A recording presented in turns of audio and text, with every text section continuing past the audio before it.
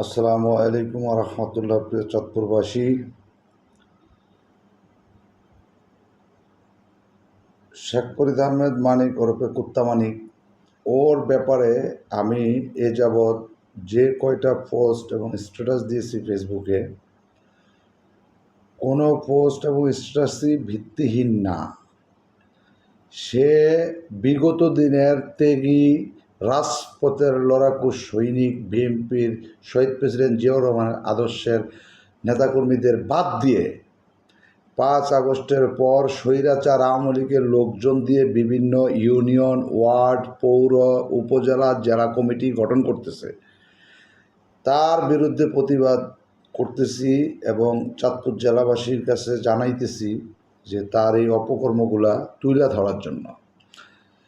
তো পুরান বাজারের সাকাওয়াত আর বিষ্ণুপুরের আক্তার বকাউল, ওর একটা ভাই আছে যারও সন্তান, আক্তার বকাউলের ভাই, ও মিরপুর 1 নম্বরে মিষ্টির দোকানদারি করে। তো যাই হোক, যে বা যাহারা XYZ, আমার প্রশ্ন হইল, আমার যদি কোনো অপকর্মের ফুটেজ, ডকুমেন্টস, ভিডিও কারো কাছে থাইকা থাকে, আপনারা একবার নয় 1000 বার আমার ব্যাপারে লিখবেন এবং দেশবাসীকে জানাইবেন যে হ্যাঁ, এই ছেলেটা খারাপ, এই ছেলেটা এই অপকর্ম করে বেড়ায়। কোনো সমস্যা নাই, এ ব্যাপারে আমার কোনো মন্তব্য নাই, এই ব্যাপারে আমার কোনো বাধা নাই। কিন্তু কিছু তেলবাজ, এই আওয়ামী লীগের দোসর, এই কুত্তা মানিক বিএনপির কমিটিতে বিভিন্ন ওয়ার্ডে, ইউনিয়নে, পুরা চাঁদপুর জেলায় সে আওয়ামী লীগ পুনর্বাসন করতেছে। এটা তো চাঁদপুরবাসীর দেখা উচিত, জিয়া পরিবারের যারা তারা দেখা উচিত, জিয়ার সৈনিক যারা তারা দেখা উচিত, তাদের প্রতিবাদ করা উচিত। সেই প্রতিবাদটুকুই আমি করতেছি, এর বেশি কিছু না।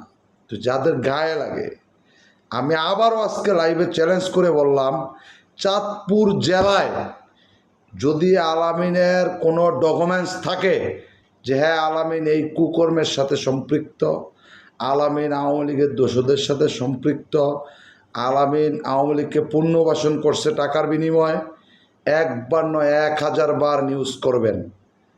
যদি ডকুমেন্টস ব্যতীত কেউ বাজে কমেন্টস, বাজে নিউজ করেন, বাজে পোস্ট করেন, তাহলে 100% আপনি কুত্তা মানিকের যার সন্তান এবং কুত্তা মানিকের অবৈধ সন্তান। আর আপনাদের কুত্তা মানিককে আমি বলি, কুত্তা মানিককে আমি অনেকবার বলছি, কুত্তা মানিক আমার সাথে যে ঘটনাগুলো ঘটাইছে